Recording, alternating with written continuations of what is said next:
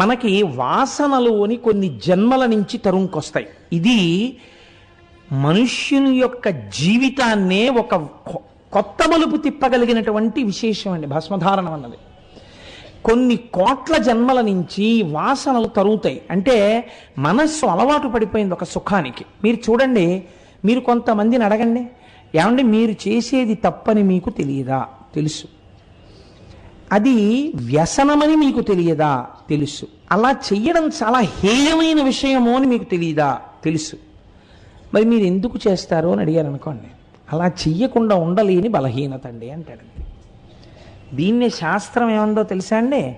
వాసనాబలము అంది. నువ్వు దారి తప్పి ఈ గత జన్మల నుంచి ఒక తప్పు పనికి అలవాటు పడ్డావు.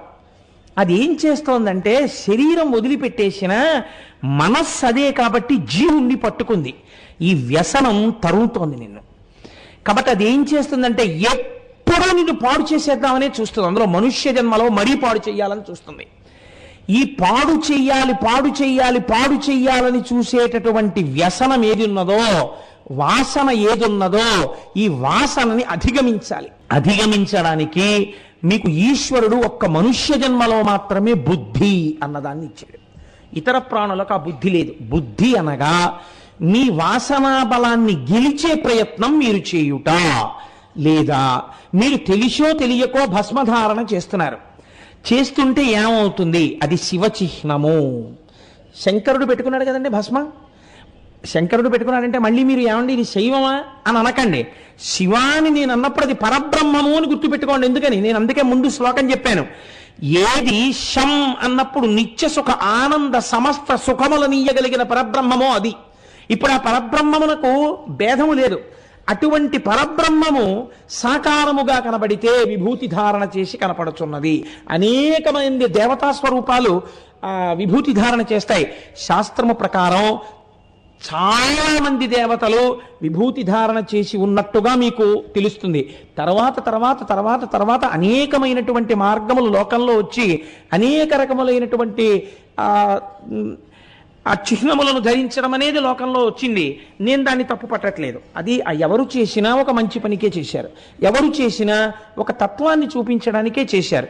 అందులో దోషం ఉందని కానీ ఇది గొప్ప అది తక్కువ అని కానీ నేను ఎంత మాత్రమూ ప్రతిపాదన చేయడానికి సిద్ధంగా లేను. కాబట్టి చూడండి, ఇప్పుడు ఆ విభూతి ధారణ చేస్తే మీకు ఉన్నటువంటి వాసనాబలమును మీరు గెలవగలిగిన సందర్భాన్ని ఈశ్వరుడు ఇస్తాడు. ఇదే పాపక్షయం అంటే. మీకు నేను ఒక ఉదాహరణ చెప్తాను. ఇంతసేపు నేను నోరు కొట్టుకుని అరిచే కన్నా ఒక ఉదాహరణ చెప్తే మీరు పట్టుకుంటారు. సుబ్రహ్మణ్యేశ్వర స్వామి వారి యొక్క దర్శనాన్ని పొంది ఆయన సుబ్రహ్మణ్యుడి మీద స్తోత్ర రచన చేశారు అని. అరుణగిరినాథర్ జీవితం ఏమిటో తెలుసా అండి? ఆయన ఒక వేశ్యాపుత్రుడు. ఆ వేశ్య ఒక పురుషుడితో భోగించడం వల్ల అరుణగిరినాథర్ పుట్టారు. అదే వేశ్య వేరొక పురుషుడితో భోగించడం వల్ల వేరొక స్త్రీ పుట్టింది. కానీ ఆవిడ వేశ్య కనుక పురుషులు పితృత్వాన్ని అంగీకరించలేదు, భోగించి వెళ్ళిపోయారు. ఈవిడికి మాత్రం 2 పిల్లలు ఉండిపోయారు. కాబట్టి ఈవిడ 2 పిల్లలు ఈవిడ అమ్మ అని పిలిచేవారు, నాన్నలు వేరు. ఆ విషయం ఆ వేశ్యకి తెలుసు. ఈవిడ మరణిస్తోంది. వేశ్య మరణిస్తూ ఆడపిల్లని పిలిచి ఈ మగపిల్లవాడి చెయ్యి ఆ పిల్ల చేతిలో వేసి ఆవిడ ఒక మాట చెప్పింది. వీడు చిన్న పిల్లవాడు, వీడికి తెలియదు. నీ తండ్రి వీడి తండ్రి ఒకరు కాదు. నా శరీరము 2 పురుషుల చేత భోగింపబడింది. ఆ 2 పురుషుల యొక్క తేజ ఫలితంగా వీడు నీవు నా కడుపున పుట్టారు. కానీ ఒక తల్లి బిడ్డలు కనుక నీ తమ్ముడిగా చూసి వాడిని ఆదరించు, చిన్నపిల్లవాడు వాడిని రక్షించు అని వాడి చెయ్యి ఈవిడి చేతిలో పెట్టి ఆవిడ కన్ను మూసింది. వేశ్య అయితే ఆవిడికి మాతృప్రేమ ఉండదేమిటండి? కన్ను మూస్తే అక్కగారు ఎంతో కష్టపడి వాడిని పైకి తీసుకొస్తూ ఆవిడ చాలా ఐశ్వర్యాన్ని కలిగి ఉన్నటువంటి తల్లి. ఆవిడ అంతకుముందు తల్లిగారి వలన సంక్రమించింది. ఈయన పుట్టుకతో అపారమైనటువంటి స్త్రీలోలుడు. కారణం ఏమిటి? తేజస్సు. ఈయన జీవుడికి ఆ వ్యసనం ఉంది. ఈయనకి స్త్రీభోగమే జీవితంగా గడుపుతున్నాడు. ఐశ్వర్యం అంతా అయిపోయి నిర్ధనులైపోయారు 2. అయిపోయిన తర్వాత ఒకరోజు అక్కగారి దగ్గరికి వచ్చి, అక్క నువ్వు డబ్బు ఇస్తావా ఇవ్వవా? నేను స్త్రీ భోగము అనుభవించకుండా ఉండలేను, కాబట్టి నేను వేశ్యవాడకి వెళ్ళాలి, నాకు డబ్బు ఇయ్యి అని హఠం చేశాడు. ఇవ్వడానికి రూపాయి కూడా లేదు నాన్న, తినడానికి లేదు, నేను పస్తులు ఉంటున్నానని దక్క, నాకు అనవసరం, డబ్బు ఇస్తావా ఇవ్వవా అంది. ఇక్కడే కూర్చోంది అక్కగారు అని వీధి తలుపు వేసి లోపలికి వెళ్ళి ఆవిడ తన శరీరము మీద ఉన్నటువంటి వస్త్రములన్నింటినీ తీసేసి గదిలోకి వచ్చింది. వచ్చి, ఇవాళ నీకు ఒక రహస్యం చెప్తున్నాను, నీ తండ్రి నా తండ్రి ఒక్కరు కాదు, మన ఇద్దరం ఒక్క తల్లి కడుపున పుట్టాం. నేను నీకు డబ్బు ఇవ్వలేను, నా దగ్గర డబ్బు లేదు, కానీ ఈ శరీరము స్త్రీ శరీరము కదా, దీన్ని అనుభవించు అంది. ఈ మాటలు విన్నాడు అరుణగిరినాథర్. అక్కగారిని అలా చూశాడు అంతే. వెంటనే తలుపులు తీసి తను చేసినటువంటి పాపములు జ్ఞాపకానికి వచ్చి పసిపిల్లవాళ్ళ ఏడుస్తూ అరుణాచలం దేవాలయంలోకి వెళ్ళిపోయి, నా పాపమునకు నిష్కృతి లేదు, నేను చేసిన పాపానికి అని ఆ గోపురం ఎక్కి దాని మించి కిందకి దూకేశాడు చచ్చిపోతానని. ఆ మార్పు రాగానే సుబ్రహ్మణ్యుడు పట్టుకున్నాడు అంతే, ఆయన మహాకావ్య నిర్మాత అయిపోయాడు. ఇప్పటికీ కిలిగోపురంలో చిలకై పాడుతున్నాడు. ఇప్పుడు మీరు చెప్పండి, ఎంతలో వచ్చింది ఈ మార్పు? ఎన్ని జన్మల వాసనాబలమో ఒక్క సంఘటన మార్చింది. అందరి జీవితాల్లో అందరిలో వచ్చే మార్పులకి సంఘటనలు మీకు తెలియనవసరము లేదు.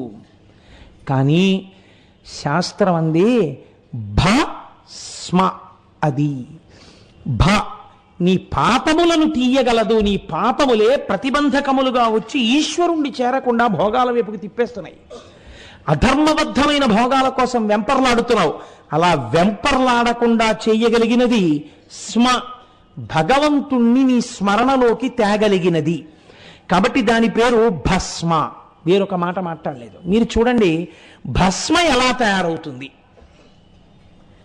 రెండు రకములుగా తయారవుతుంది ఏంది శాస్త్రం. ఒకటి మహాప్రళయమునందు ఏర్పడేటటువంటి భస్మ. అప్పుడు ఆ భస్మ ధరించడానికి మీరు నేను ఉండం, ఎందుకంటే లోకాలన్నీ ప్రళయంలో మునిగిపోతాయి.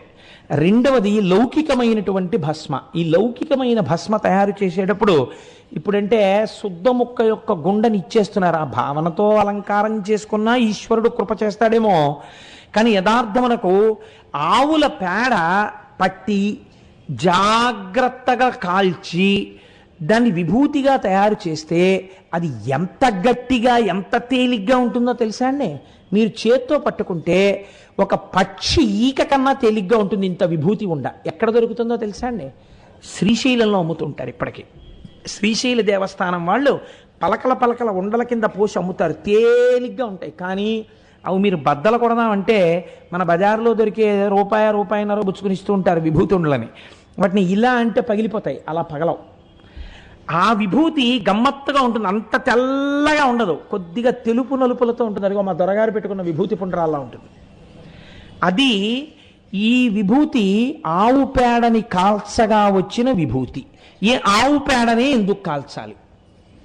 మీరొక్క విషయం గమనించండి. ప్రపంచమునందు మనుష్యుడు చాలా ఉత్తమమైన ప్రాణి, కానీ మనుష్యుడు విసర్జించినటువంటి మలం ప్రయత్నపూర్వకముగా దేనికి వాడబడదు. ఏవో కొన్ని జంతువులు తింటే తినవచ్చుగాక. అలాగే ఏ సృష్టిలో ఏ ప్రాణి యొక్క మలము కూడా సువాసనతో ఉండి ఉపయోగించడానికి అవకాశము కుదరదు.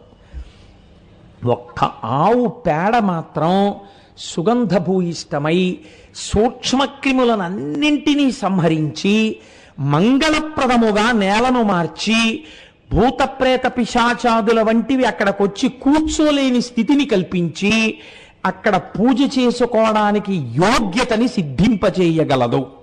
ఒక్క ఆవు పేడకే శక్తి ఉంది. అందుకే పూర్వం పూజ చెయ్యాలి అంటే ఆవు పేడ అలికేవారు. అందుకే నేను అనుకుంటున్నాను, ఇందులో కొంతమంది సువాసినుల్ని ఎంచుకుని రేపు సుబ్రహ్మణ్యేశ్వర స్వామి వారి యొక్క ఆరాధన చేసేటప్పుడు ఆవు పేడ తెప్పించి ఆ వేదిక కట్టే ప్రాంగణం అంతా వాళ్లతో అలికిస్తాం. ఎంచేతనంటే వాళ్ళ ఆ భాగ్యానికి నోచుకోవాలి కదా, ఆ పుణ్యం ఉత్తినే పోతుందా? కోట్ల జన్మలు కాపాడేస్తుంది. కాబట్టి ఆవు పేడతో పూర్వం అలకడానికి కారణం అదే. అటువంటి ఆవు పేడని కాల్చినప్పుడు వచ్చినటువంటి భస్మ ఏది ఉన్నదో ఆ భస్మ చాలా గొప్ప భస్మ. ఆ భస్మని మనం పెట్టుకుంటాం. అలాగే యజ్ఞగుండంలో యజ్ఞం పూర్ణాహుతి అయిపోయిన తర్వాత దర్భని కాల్చి తీస్తారు, దాన్ని కూడా ధరిస్తారు. కనుక చూడండి, ఇప్పుడు ఈ భస్మ పాపములను తీయగలదు. పాపములను తీయడం అంటే ఇదిగో వస్తున్నటువంటి వాసనా బలం చేత చేస్తున్న పాపాల్ని ఆ వాసనా బలాన్ని పోగొడుతుంది. దాన్ని ధరిస్తే అది ఏ రకంగా మిమ్మల్ని రక్షిస్తుంది మీకు తెలియదు. ఎందుకు లలాటమునందు ధరిస్తారు మీరు? మొట్టమొదట సరే 32 స్థానముల యందు ధరించమని చెప్పింది శాస్త్రం. లలాటమునందు తప్పకుండా పెట్టుకుంటారు. లలాటమునందు ఎందుకు పెట్టుకోవాలి? నాభి మీద పెట్టుకుని వదలకూడదా? తొడల మీద పెట్టుకుని వదిలిపెట్టకూడదా? కాదు.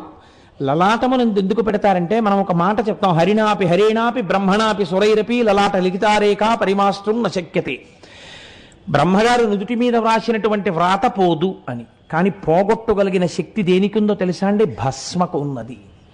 ఆ భస్మని ఇలా పెట్టుకుంటే త్రిపుండ్రములు అంటారు 3 గీతల్ని. ఈ పుండ్రం అన్న మాట ఎక్కడి నుంచి వచ్చింది అంటే, మనకి పూర్వకాలంలో అసలు ఈ మాట దక్షిణ భారతదేశంలో లేదు. పరమాచార్య స్వామి ఒకసారి చెప్పారు, భజన సంప్రదాయము, భగవంతుని యొక్క నామము అందరూ కలిసి గట్టిగా చెప్పడం అన్నది ఎక్కడో తెలుసా అండి? మహారాష్ట్రలో ఉన్నటువంటి పండరీపురంలో ఉంది. వాళ్ళు పుండరీకం అని పిలుస్తారు. భక్తులందరూ కలిసి ఒకే మాట అరిచారనుకోండి, నమ పార్వతీపతయే హర హర మహాదేవ శంభో శంకర అన్నారనుకోండి, అప్పుడు దాన్ని పుండరీకం అంటారు. అందరూ కలిసి ఒక నామం అరిచారు. అలాగే గోవింద గోవింద అన్నారనుకోండి, అదొక పుండరీకం. అలాగే ఏదో హరే రామి హరే రామి రామి రామి హరే హరే అన్నారనుకోండి, అదొక పుండరీకం. ఇప్పుడు ఈ పుండరీకం అంటే ఏమిటంటే అందరూ కలిసి చెప్పుట. అందరూ కలిసి చెప్తే అందరి ఆర్తికి ఈశ్వరుడు తొందరగా పలుకుతాడు. ఇలా ఎవరు భగవంతుణ్ణి లోపల ధరించినా, మీరు వైష్ణవుల్ని చూడండి, నామం అని పెట్టుకుంటారు వాళ్ళు. అది ఊర్ధ్వపుండ్రం అంటే ఇలా పైకి పెట్టుకుంటారు. దాన్ని నామం అనడానికి ప్రధాన కారణం ఏమిటి? వాళ్ళు పెట్టుకున్న మామూలుగా ఇలా పెట్టేసుకోరు. భగవంతుని యొక్క నామములను చెప్తూ పెట్టుకుంటారు. పెట్టుకోవడం చేత అది భగవంతుని యొక్క నామముల చేత పవిత్రమై మంచి భావనలు కలగాలన్న సద్బుద్ధితో వాళ్ళు పెట్టుకుంటారు. అది ఊర్ధ్వపుండ్రం. ఇది అడ్డంగా పెట్టుకున్నటువంటి విభూతి పుండ్రం. ఆ పుండరీకం పుండరీకం పుండరీకం కాలక్రమంలో ఏమైపోయిందంటే, దక్షిణ భారతదేశానికి వచ్చేటప్పటికీ పుండ్రం అయి కూర్చుని విభూతి పుండ్రం. ఇప్పుడు 3 రేఖలుగా పెట్టుకున్న దాన్ని విభూతి పుండ్రము అని పిలుస్తారు. అయితే మీరు చూడండి, ఈ విభూతికి ఒక మారు పేరు ఉన్నది. ఏమిటా పేరు? విశేషేణ భవతీతి విభూతి. మీకు విశేషముగా ఇయ్యగలిగినది. అలా ఇయ్యబడేదాన్ని మహదైశ్వర్యం అని పిలిచిన శాస్త్రం. విభూతికి మహదైశ్వర్యం, చాలా గొప్ప ఐశ్వర్యం అని పేరు. ఎందుకని అటువంటి పేరు వచ్చింది అంటే, ఈ సృష్టి అంతా ఇలా నామరూపాలుగా ఉంది. ఇప్పుడు ఈ కనపడుతున్నటువంటి ఇదేదో కడ్డీ పచ్చగా ఉన్నది, ఈ బట్ట తెల్లగా ఉన్నది, తివాచి ఎర్రగా ఉన్నది, నా పంచ తెలుపు ఎరుపులతో ఉన్నది. మీరు గమనించండి, 3 ఉంటాయి: నామము, రూపము, రంగు. 3 ఉన్నాయి కదండి ప్రతిదానికి. మీరు ఒక పేరు పెట్టి పిలిస్తే దానికి ఒక రూపం ఉంటుంది. చీమ అన్నాను అనుకోండి, పులి గుర్తురాదు కదా. అబ్బో చీమ వస్తోందంటే లేచి పారిపోరు కదా. చీమ అంటే ఇంత చిన్నది వస్తూ ఉంటుంది, గుర్తుపడతారు. చీమ, నేను పేరు చెప్పగానే, నామం చెప్పగానే రూపం గుర్తొస్తుంది. నల్ల చీమ ఎర్ర చీమ అంటారు. ఎర్ర చీమే అమ్మో కుడుతుంది రోయ్ అంటారు. కాబట్టి ఇప్పుడు ప్రతి పదార్థమునందు నామ, రూప, రంగు 3 ఉన్నాయి. ప్రధానంగా ఈ కంటిని ఆకర్షించేవి. మీరు మనస్సుతో పిలవగానే మీరు చూడండి, ఈ 3 ఎందులో పడినా పోయే అవకాశం ఉందా? నీటిలో పడిపోయింది ఒకటి, పాసిపోవచ్చు, కానీ దాని అస్తిత్వము పోకపోవచ్చు. అగ్నిలో పడిపోయింది ఒక కర్ర, పడిపోతే కర్ర రూపంలో కాలిపోతుంది. ముందు కాలిపోయిన తర్వాత కర్రకున్న గోధుమ రంగు పోయి నల్లగా అయిపోతుంది. ఇప్పుడు అది ఇంకా కాలిపోయింది అనుకోండి, ఏమైపోతుంది? తెల్లటి భస్మ అయిపోతుంది. ఇప్పుడు నామం ఉందా? కర్ర లేదు. రూపం ఉందా? కర్ర రూపం లేదు. కర్రకున్న రంగు ఉందా? లేదు. అందులో చీమ పడిపోయింది. నామ, రూప, రంగు ఏమయ్యాయి? తెలుపులోకి వెళ్ళిపోయాయి. 3. ఒక మనిషి పడిపోయాడు అగ్నిగుండంలో, ఏమైపోయాడు? అంతే, ఈ 3 పోయే భస్మే అయిపోయింది. ఏది పడిపోతున్నా ఆఖరికి ఏమైపోతుంది? అదే అయిపోతుంది, భస్మ అయిపోతుంది. భస్మం తీసుకెళ్ళి మీరు ఇంకొక అగ్నిహోత్రంలో పారేశారు, ఏమవుతుంది? అంతే, భస్మగానే ఉంటుంది. అంటే ఏది చిట్ట చివర మిగిలిపోతున్న సత్య వస్తువో ఆ సత్యమే భస్మ. ఇప్పుడు భస్మ ధారణమును చేశాడు, సత్యము గోచరిస్తుంది. ఇది లలాటమునందు ధరించడానికి కారణం. ఏది సత్య వస్తువో సత్యం శివం సుందరం. ఆ సత్యము శివము, ఆ శివము సుందరము, అది పరమాత్మ. బుద్ధి దాని వైపుకి వెడుతుంది. ఇప్పటి వరకు లౌకికంగా ఉన్నది అటువైపుకి వెడుతుంది. వెడితే లోపల దాన్ని పట్టుకోవడానికి ఉపాసన ప్రారంభమవుతుంది. కాబట్టి ఇప్పుడు దేని కొరకు అంటే ఇది భస్మ అగ్ని చేత తప్తమైనది. మీరు రెండో విషయాన్ని ఆలోచించండి. శ్రీకరంచ పవిత్రంచ అంటున్నారు మీరు. పవిత్రం ఎలా అయినది అంటే సమస్త దోషములు పోతే కదండి పవిత్రం అంటాం. ఏదైనా దోషం ఉందనుకోండి, ఆ దోషం పోతే పవిత్రం అంటాం. నాకేదో కడుపులో బావులేదు, శుద్ధమైన నీళ్లు తాగాలి అనుకున్నాను. ఏ నీళ్లు తాగుతాను? నీళ్లు బాగా కాచి చల్లార్చుకుని తాగుతాను. నీటిని కాచేయగానే శుద్ధమైపోయాయంతే. అగ్ని సంపర్కం తగిలితే అది శుద్ధమైపోయింది. బంగారమును తీసుకెళ్లి అగ్నిలో వేశారు, శుద్ధమైపోయింది. మీకు ఏదైనా వస్తువు అగ్నికి తగిలింది అనుకోండి, శుద్ధమైపోతుంది. ఒక గడుసరికి ఒక మాట రాశాడు, అసలు లంకాదహనం హనుమెందుకు చేశారో తెలుసా మీకు అన్నాడు ఆయన. ఆయన ఆరాధ్య దైవమైన రామచంద్రమూర్తి వస్తున్నారు కనుక ఇంతమంది పాపులు తిరిగిన లంక ఆయన కాలు పెట్టడానికి యోగ్యంగా ముందు అగ్నితో ఒకసారి తప్పం చేసి శుద్ధి చేశాడు ఆయన అన్నారు. కాబట్టి అగ్ని శుద్ధి కార్యము, అగ్ని చేత శుద్ధి జరుగుతుంది. కాబట్టి ఇప్పుడు అగ్ని సంపర్కము కలిగినది విభూతి కదండి. విభూతి ఎందే ఉంది, అగ్ని సంపర్కం ఉంది, అగ్ని చేత కాలిపోయి ఉండిపోయింది అది. ఇప్పుడు దాన్ని మీరు ధరిస్తే మీ ఎందేది ప్రకాశిస్తుంది? జ్ఞానాగ్ని ప్రకాశిస్తుంది. ప్రకాశించడానికి యోగ్యముగా మీరు మీ ఉపాధిని సిద్ధం చేస్తున్నారు. కాబట్టి దీన్ని ఋతుమంతమును చేస్తున్నారు. సత్యం తెలుసుకోవడానికి మీరు దీన్ని వాడుతున్నారు. ఈ లోకాలన్నీ లయమైపోతే ఏముంది? భస్మ ఉంది. లోకాలన్నీ సృష్టి చేసేటప్పుడు మొదట ఏముంది? ఈశ్వరుడి దగ్గర భస్మ ఉంది. అంతే కదండి. నిన్న రాత్రి నేను నా జేబులో చూసుకుని పడుకునేటప్పటికీ 100 రూపాయలు ఉంది. పొద్దున్న లేచి చూసినప్పటికి ఎంత ఉంటుంది? వడ్డీ ఏముండదు, 100 రూపాయలే ఉంటుంది. Closing balance, opening balance. కాబట్టి నిన్న ఈశ్వరుడు లోకాలను లయం చేస్తే నిన్న లోకం లయం అయిపోయేటప్పటికి ఏముంది? భస్మ ఉంది. సృష్టి మొదలెడదాం అనుకున్నాడు, ఏముంది? భస్మ ఉంది. సృష్టి ఎందులోంచి ప్రారంభం అవ్వాలి? ఇప్పుడు భస్మలోంచే ప్రారంభం అవ్వాలి. కాబట్టి ఇప్పుడు భస్మ యొక్క అణువుల యందు ఏమి ఉన్నది? సమస్త సృష్టికి సంబంధించినటువంటి తేజస్సు నిక్షిప్తమై ఉన్నది. అది ఈశ్వర సంకల్పము చేత పునఃసృష్టి అవుతుంది. అందుకే మీరు తమిళనాట ఏ దేవాలయానికి వెళ్ళినా చేతిలో విభూతి వేస్తారు. విభూతి వేయడం వెనకాతల ప్రధాన కారణం ఇదే. పరమైశ్వర్యం అంతా దాంట్లోంచే వస్తోంది. మొదట ఏమొస్తాయి? పృథివాపస్తేజో వాయురాకాశాలు వస్తాయి. అందుకే మీరేమంటారు?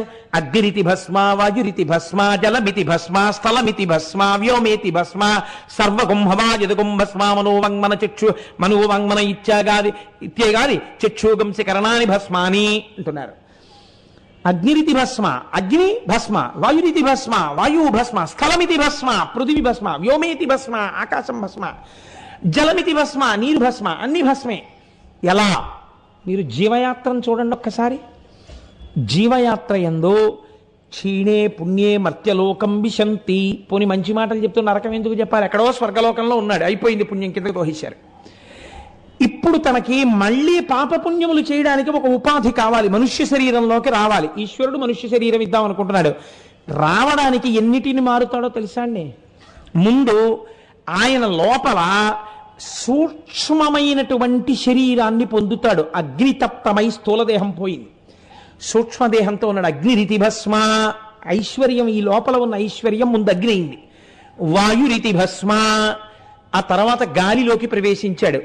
జలమితి భస్మ, మేఘమండలంలో ఉన్న జలబిందువులోకి వెడతాడు. స్థలమితి భస్మ, ఒక భూమి మీద ఒక చోటున పడతాడు. వ్యోమేతి భస్మ, దాని యందు అంకురమై ప్రకాశిస్తాడు. ప్రకాశించి అందులోంచి పైకొస్తాడు. అందులో ఒక కాయో పండో అవుతాడు. అది ఒక పురుషుడు తింటాడు. ఆ పురుషుడు యొక్క సమస్త దేహమండలమునందు నిండిపోయిన తేజస్సు అవుతాడు. అందుకే మళ్ళీ ఒక పురుషుడుగా పుట్టాలంటే ఒక పురుషుని యొక్క హృదయస్థానము నుంచి తేజస్సు కదిలితే కొడుకుగా పుడతాడు. అందుకే ఆత్మా వైపుత్రనామాసి. కాబట్టి ఇప్పుడు సృష్టి అంతా ఎలా జరుగుతోంది? అగ్నిరితి భస్మ, వాయురితి భస్మ, స్థలమితి భస్మ, జలమితి భస్మ, వ్యోమేతి భస్మ, అంతా భస్మరూపంగానే జరుగుతోంది. కాబట్టి పంచభూతాలు, సమస్త సృష్టి, సమస్త ఐశ్వర్యము ఎందులో ఉన్నాయి? ఇందులోనే ఉన్నాయి. దీనిని నేను ధరించుచున్నాను అంటే ఏమంటే ఇది ధరిస్తే అమెరికా అధ్యక్షుడు అయిపోతాడా? అయిపోక్కర్లేదు. మీరు బాగా గుర్తుపెట్టుకోండి. ఎందుకంటే ఆ పదవి అది కాదు. ఐశ్వర్యము అన్న మాటకు అర్థం ఏమిటో తెలుసా అండి? అనుభవైక వేద్యము కాకుండా బ్యాంకులో ₹1,00,00,000 ఉన్నాయి, అది మీకు భయహేతువు. ఎప్పుడెవడికి తెలిసి ఏం చేస్తాడో అని భయం. ఇంట్లో ₹1000 కట్టలో 3 ఉన్నాయి, భయం కాదు. ఆయనకి ఏమీ ఉండక్కర్లేదు. ఆయన అవసరం వచ్చింది, తీర్థయాత్రకు 10,000 కట్టాలి. ఆయన వెళ్ళి అమ్మవారి దగ్గర కూర్చుని కనకధారా స్తోత్రం చేశాడు. కనకధారా స్తోత్రం చేసి అమ్మా నాకు కృప చెయ్యి అన్నాడు. లక్ష్మీదేవి అనుగ్రహం కలిగింది. ఏదో రూపంలో ఆయనకు ఆ 10,000 సమకూరుతుంది. ఆయన యాత్ర కట్టుకున్నాడు.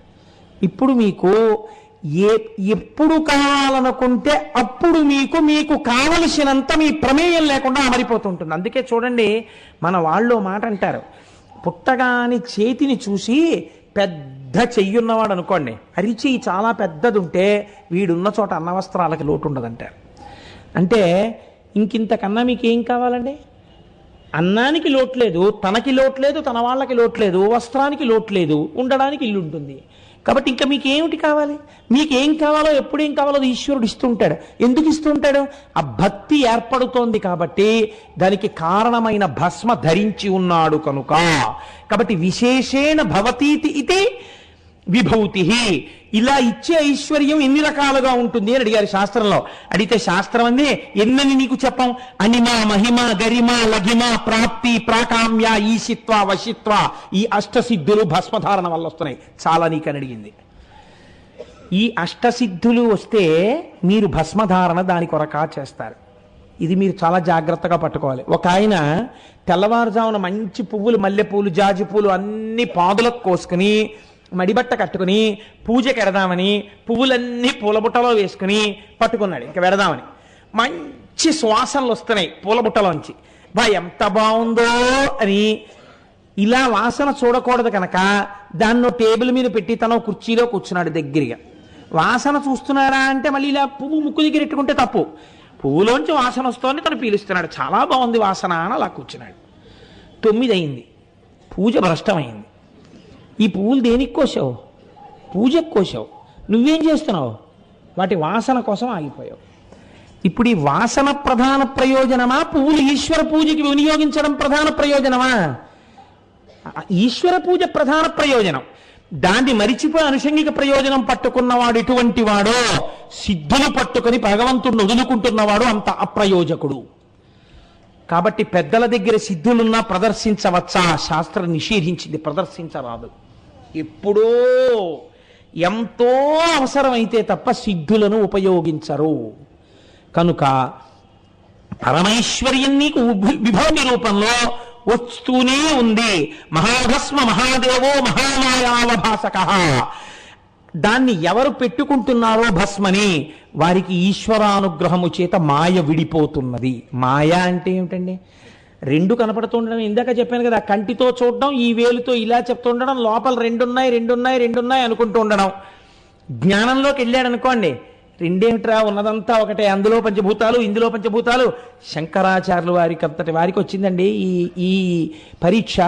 కాశీపట్టణంలో గంగలో స్నానం చేసి వెడుతుంటే ఎవరో ఒక మహానుభావుడు కుక్కలు పెట్టుకుని వచ్చేస్తున్నాడు, సురాపానం చేసి కళ్ళుకుంట పట్టుకుని. శిష్యులు అన్నారు, పక్కకి తప్పుకో, వచ్చి నిన్ను చూడకూడదు, గురువుగారు వస్తున్నారు, శంకరాచార్యులు వారు అన్నారు. ఆయన అన్నాడు శంకరాచార్యులు వారిని చూసి, నన్ను తప్పుకోమంటావా, నాలో ఆత్మని తప్పుకోమంటావా అన్నారు. శంకరాచార్యులు వారు కాబట్టి గుర్తుపట్టి ప్రణిపాతం చేసి బ్రహ్మాండమైనటువంటి స్తోత్రం చేశారు మనీషా పంచకం అని. కాబట్టి ఈ జ్ఞానము రావాలి. అంతటా ఉన్నది ఒక్క వస్తువే, ఒక్క వస్తువే, ఒక్క వస్తువే అన్నది బాగా రూఢము కావాలి. కామక్రోధములు గెలవబడాలి అంటే దానికి ప్రథమ సోపానము మీరు తప్పక భస్మధారణ చేయుటయే. భస్మమును ధరించుట చేత మీకు అటువంటి అనుగ్రహము ఈశ్వరుడి చేత కలుగుతుంది. అయితే మీకు నేను ఒక విచిత్రమైనటువంటి విషయాన్ని ప్రతిపాదన చేస్తాను. దీన్ని పట్టుకునేటప్పుడు మీరు కొంచెం జాగ్రత్తగా పట్టుకునే ప్రయత్నం చేయండి.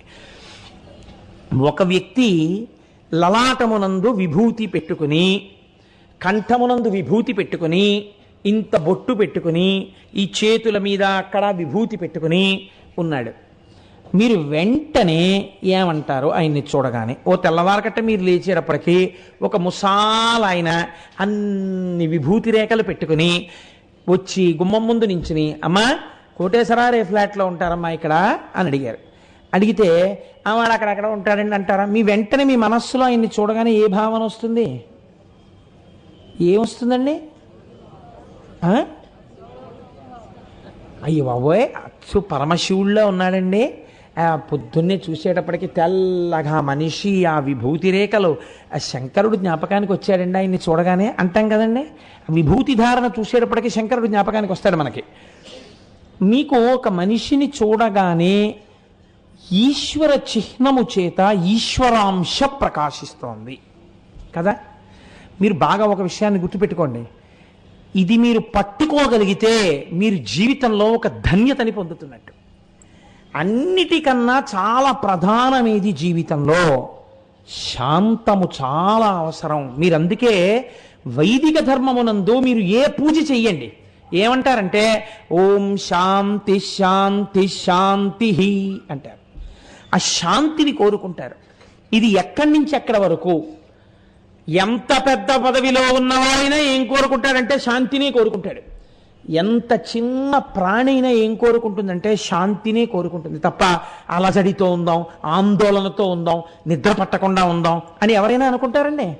ఎవ్వరూ అనుకోరు. ఇంత ఐశ్వర్యం నాకెందుకండి అనేవాడు ఉండొచ్చు, ఇవన్నీ ఎందుకండి అనేవాడు ఉండొచ్చు, నిరాడంబరంగా బతికేవాడు ఉండొచ్చు, ఐశ్వర్యంలో ఉండేవాడు ఉండొచ్చు. కానీ ఆ పై స్థాయి నుంచి ఈ కింద స్థాయి వరకు ఒకటే ఉంటుంది. ఏమిటి? శాంతిని కోరడమే ఉంటుంది. అందరూ శాంతిని అడుగుతారు, నాకు శాంతిగా ఉండాలనుంది అంటారు. ఈ శాంతి నవరసముల యందు శాంతము అని చెప్పబడింది. శాంతము లేక సౌఖ్యము లేదు సారసాదళ నయన అన్నారు త్యాగరాజస్వామి. ఈ శాంతము మీకు చాలా అవసరము జీవితమునందు. మీరు ఉద్రేకపడుతూ ఆందోళన పడుతూ ఉద్ధతితో ఉండరాదు. కొంతమందిని మీరు చూడండి, ఎప్పుడు బిజీగా ఉన్నట్టుగా ఉండడం కొంతమంది ఇష్టపడతారు. ఏమీ ఉండదు, వడ్ల గింజలో బియ్యపు గింజ. కానీ మీరు ఆయన్ని పలకరించారనుకోండి, ఆయన ఎప్పుడు ఏది ప్రతిపాదన చేస్తారంటే నేను చాలా బిజీ అండి అంటాడు. ఏమిటి బిజీ? నిజంగా ఆయన ఏం చేస్తాడో తెలుసా అంటే పడుకుంటాడు ఇంటికి వెళ్ళి, అంతే. వాడు పలకరించేవాడు ఉండడం. అలా నిజంగా ఎవరు ఇంటికి వచ్చేరు ఆయనకి, అలా ఆయన్ని ఏమి ఇబ్బంది పెట్టేసేవాళ్ళు ఉండరు. ఆయనకు అంత బిజీగా ఉండవలసిన అవసరం ఏం లేదు ఆయనకి. కానీ ఈ pretends as though he's busy, ఇది ఒక తప్పు లక్షణం. ఏమిటో చాలామందికి ఇవాళ ఏమనుకుంటారంటే, ఎవరైనా కొంచెం హాయిగా ప్రశాంతంగా ఏదో ఆఫీస్కి వెళ్ళి ఇంటికి వచ్చి కాసేపు చక్కగా హాయిగా ఏదో శివ పంచాక్షరియో ఏదో చేసుకుని, కాసేపు లేకపోతే సంధ్యావందనం చేసుకుని సాంబ సదాశివ సాంబ సదాశివ సాంబ సదాశివ సాంబ శివ అనుకుంటూ ఉన్నారనుకోండి, ఉంటే ఆయనకి ఏం పెద్ద వర్క్ అది ఏమి ఉండదులా ఉందండి, హాయిగా ఇంటికి వచ్చి కూర్చుని అలా ఉంటాడు. మాదంతా బిజీ లైఫ్ అండి. అసలు అంత ఖాళీ ఎక్కడ ఉంటుందంటే మాకు ఏమిటి వీడి బుర్రకాయ బిజీ. వీధిలో కుక్క తిరుగుతుంటుంది, వీడు తిరుగుతుంటాడు అంతే, అలా తిరుగుతుంటాడు అంతే. దానికి ఏం ప్రయోజకత్వం ఏమి ఉండదు. వాడిని పాడు చేయ వీడిని పాడు చేయ, ఎవడో దొరుకుతాడు తేరగా, వాడి ఇంటికి వెళ్ళిపోయి వాడిని ఎత్తికి కూర్చుంటుండడం తప్ప అవసరమై. అందుకే శాస్త్రంలో చాలా తప్పు పనుల్లో పని ఏమిటో తెలుసా అండి?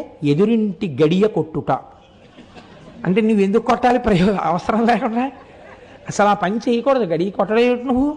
నువ్వు వస్తున్నావు వాళ్ళకి తెలిసి ఉండాలంటే ఇవాళ ఈయన వస్తారు, ఏదో పని ఉందన్నమాట, కాబట్టి వారు ఇవాళ వస్తారని వాళ్ళు తలుపులు తెరిచి నీ కొరకు ఉండాలి. నువ్వు వెళ్ళి గడియలు కొడుతున్నావు అంటే వాళ్ళు నువ్వు వస్తామని అసలు నీ గురించి చూడటం లేదంటే వాడిని పాడు చేయడానికి నువ్వు వెళ్ళావు, వాడు ఏదో పనిలో ఉన్నాడు నువ్వు వెళ్ళావంటే.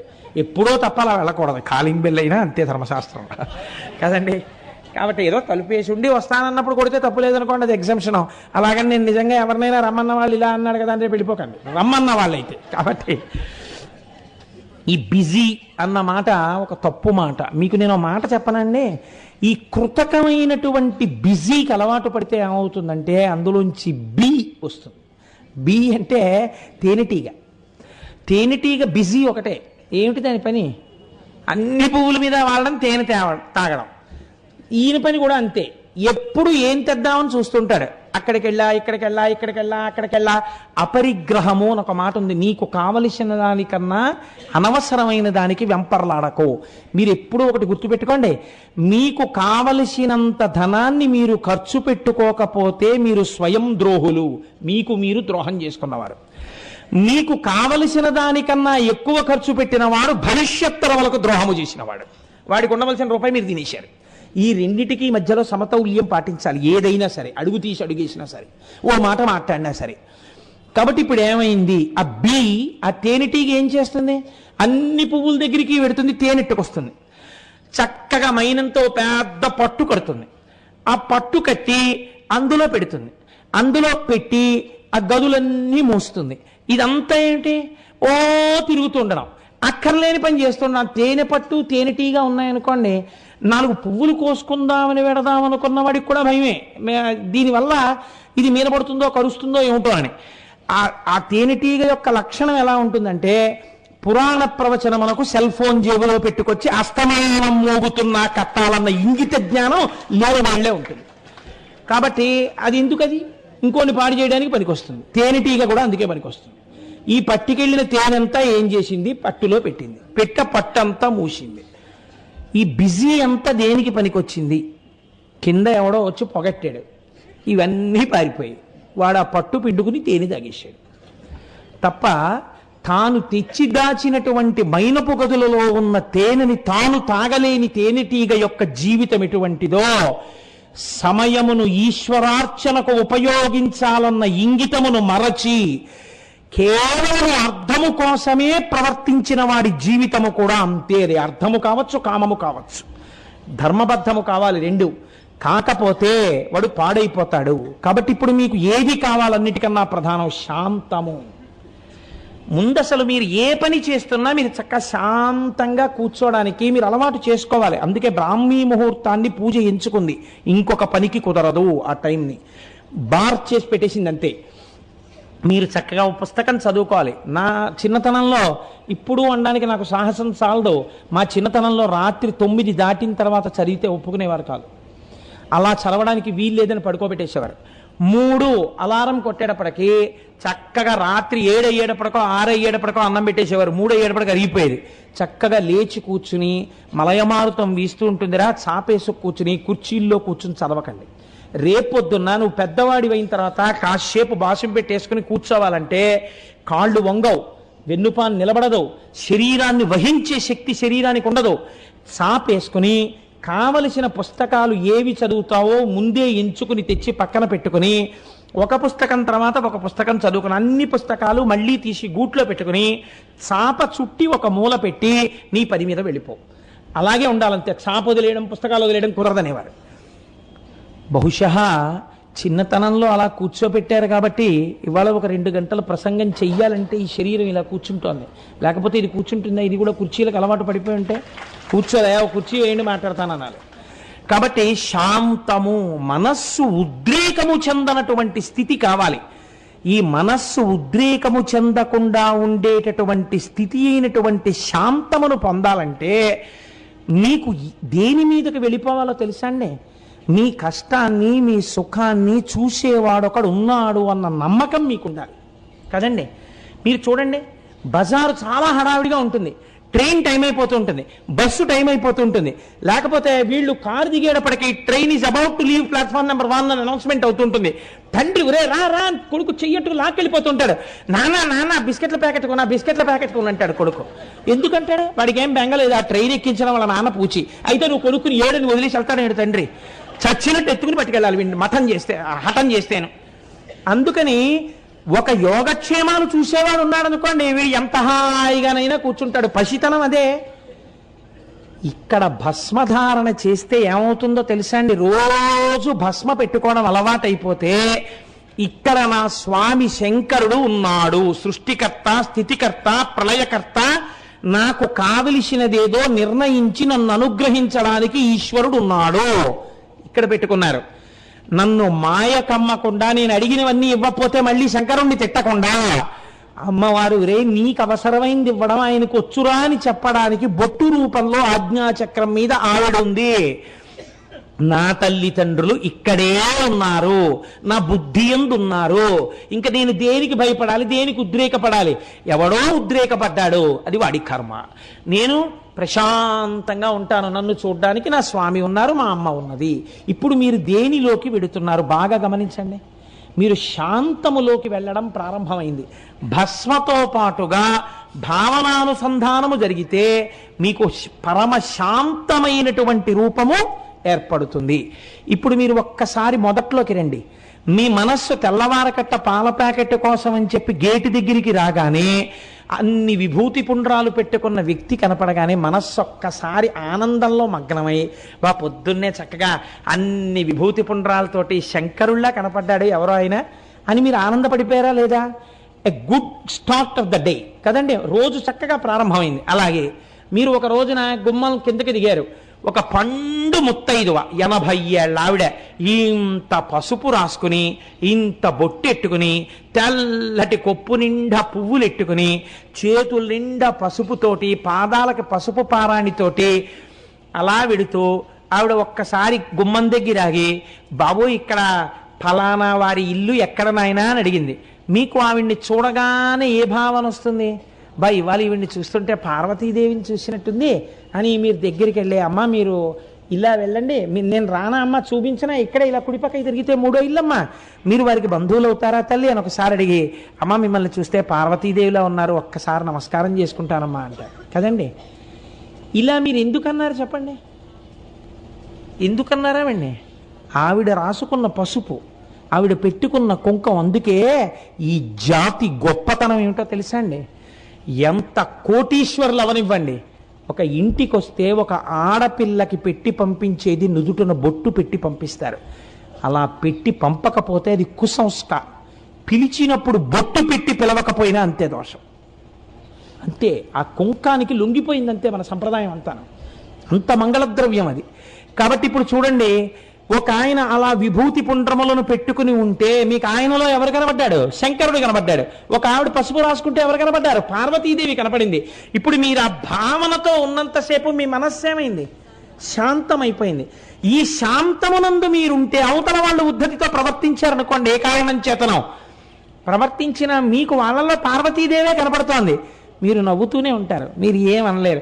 ఏమిటినైనా పొద్దునేదో పార్వతీదేవిని పట్టించుకున్న ఒప్పించాడు ఊరికే దండాలు ఇవి నేను ఆవిడ అన్నా కూడా అమ్మో అమ్మవారు నన్ను మాయ చేస్తోంది అంటారు, కానీ ఇలాంటిది ఏమిటి అనుకోరు కదండి. ఇలా దర్శనమే మిమ్మల్ని ఏ స్థాయికి ఎత్తేస్తుందో చూపించింది పెరియ పురాణంలో ఒక నాయనార్ జీవితం. జాగ్రత్తగా మీరు అవధరించండి. ఏనాదినాథ నాయనార్ అని చెప్పి ఒక మహానుభావుడు ఉండేవాడు. ఆయన గొప్ప కత్తి యుద్ధం చేసేవాడు.